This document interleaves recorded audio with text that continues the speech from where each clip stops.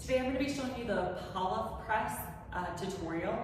This is something, it's an anti-rotational movement, so you're just really going to be standing and pushing. You're not going to be doing any turning. So this can be done kneeling or standing. I'm going to show you both. It can also be done with a cable or a band. In my home gym, I don't have cables, so I'm going to show you the banded version. So this applies to both the band and the cable, right? So for the band, how you get tension is you take a step out and you create more tension on the band. Now with the cable, set it to a lightweight, and then you guys can just figure it out based on if you're rotating or not, if you need to up your weight or leave it the same. Okay, this is, I would say it's not a super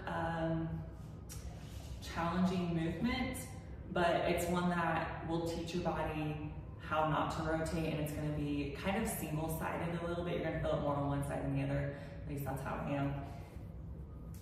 And then, so what we're going to do is I like to take the hand furthest away from my band, and I like to grip the band first, and then I put my other hand on the outside.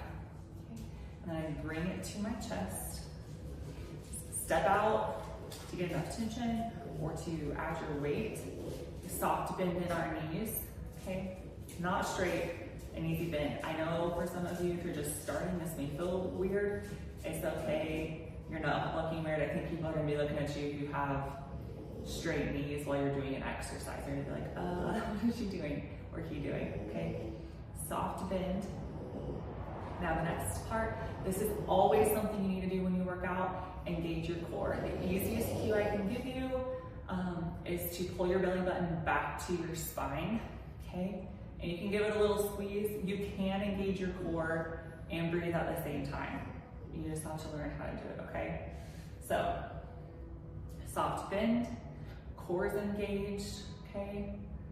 Bring the band or the cable up to your chest, and you're going to just push out, keeping your hands in a straight line from your chest and coming back.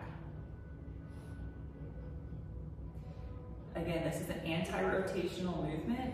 So when we come out, you know that you have too much tension on your band if you're starting to rotate like this. Or if you're in on a later set and you start doing that, take a step closer, right? Because if you're closer, you're gonna take more tension off. Or drop your weight if you're on the universal or the cable machine.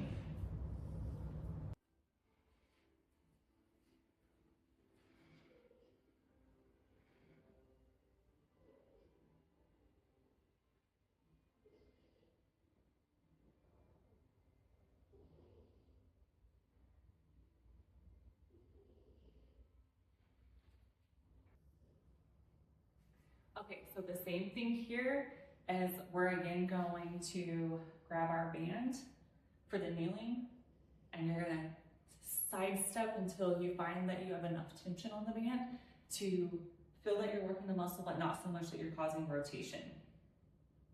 So we'll get set up, so pull that over. Don't have to worry about the knee bend on this one, but you need to make sure that you're engaging your core, so pull your belly button back to your spine, okay?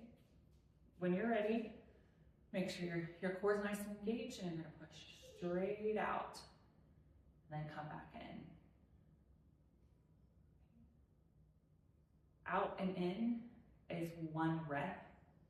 I would say do at least 12 if you can. If you can't do 12, lower the weight or take off some of the tension.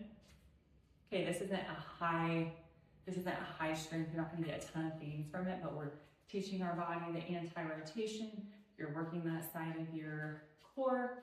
It's really great core exercise to teach your body, hey, when to rotate, when not to rotate. You're creating mind-muscle connection.